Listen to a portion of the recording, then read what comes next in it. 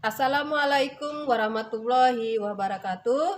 Halo siswa dan siswi sekalian, sampai jumpa kembali dengan saya Ibu Eka Darmawati pada channel YouTube saya Fadil Eka.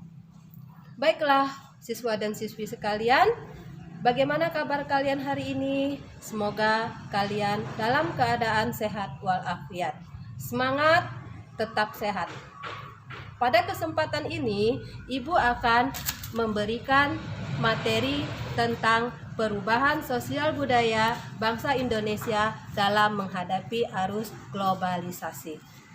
Baiklah, sebelum kita masuk pada materi ini, coba kalian perhatikan gambar berikut ini. Oke? Selanjutnya, perhatikan lagi gambar berikut ini. Oke, sekarang kita masuk pada materi kita. Sebelum kita masuk ke dalam materi, Ibu akan memberikan tujuan pembelajaran. Adapun tujuan pembelajaran kita pada hari ini adalah kalian dapat menjelaskan pengertian perubahan sosial budaya. Selanjutnya, kalian dapat menjelaskan ruang lingkup perubahan sosial budaya. Nah, sekarang kita mulai pada materi, bisa kalian perhatikan. Ayo, materinya yaitu perubahan sosial budaya. Dalam materi ini, pertama Ibu akan menerangkan pengertian perubahan sosial.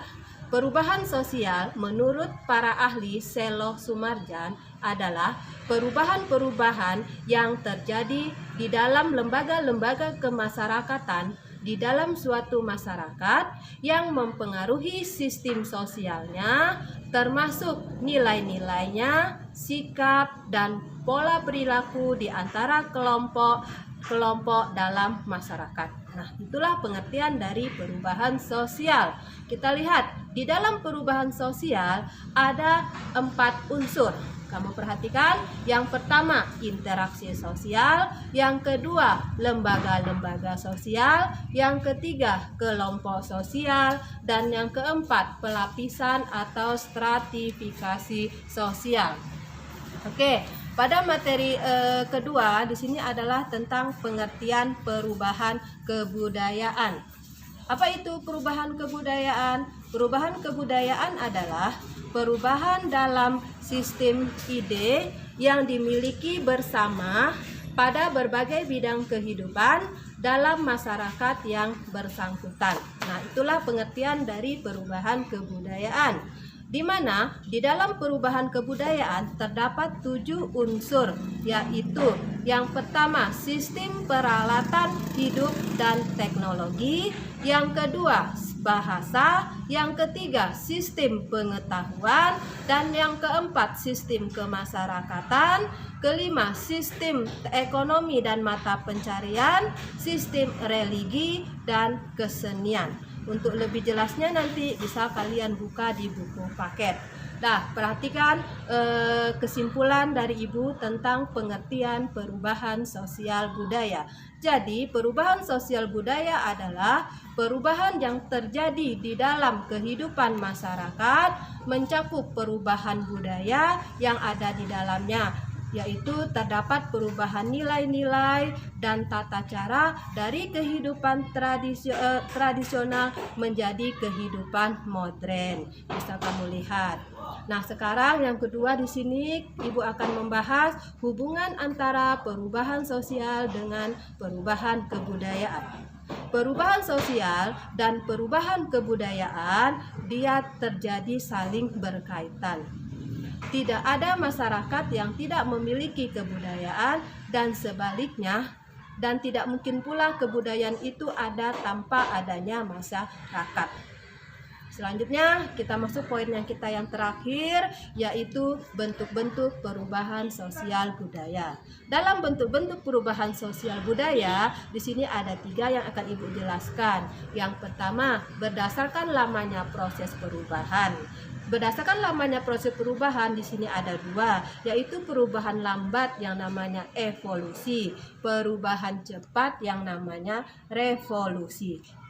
Contoh dari perubahan lambat atau dari evolusi ini, kita lihat dulu pengertian sekilas.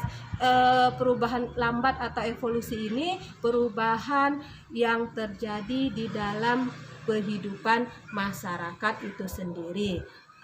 Yang contohnya adalah perubahan pada struktur masyarakat. Kalau perubahan cepat, perubahan itu terjadinya sangat cepat. Contohnya bisa kita lihat pada revolusi industri yang terjadi di Inggris pada abad ke-18. Yang kedua adalah berdasarkan perencanaan. Berdasarkan perencanaan di sini ada dua, perubahan yang direncanakan. Perubahan yang direncanakan ini perubahan yang yang ingin kita lakukan, yaitu contohnya kita akan melaksanakan pembangunan. Yang kedua adalah perubahan yang tidak direncanakan, yaitu perubahan ini terjadi di luar kehendak manusia. Contohnya bencana alam. Yang ketiga adalah berdasarkan pengaruhnya terhadap masyarakat.